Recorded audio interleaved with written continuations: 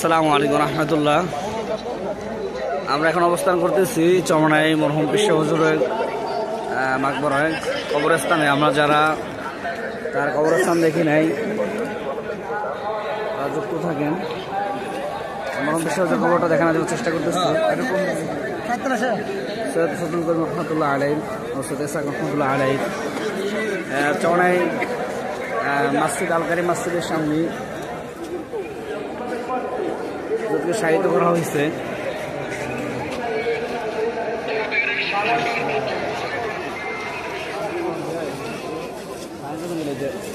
এত লক্ষ লক্ষ মানুষের ভিতরে কোনো সেরেক নাই, যার যার মতো জিয়ারত করতেছে।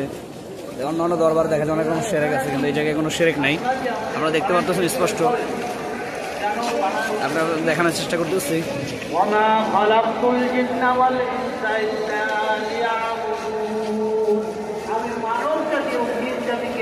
তৈরি করতে আমার ইবাদতের জন্য, দাসত্বের জন্য বলা হয়েছে।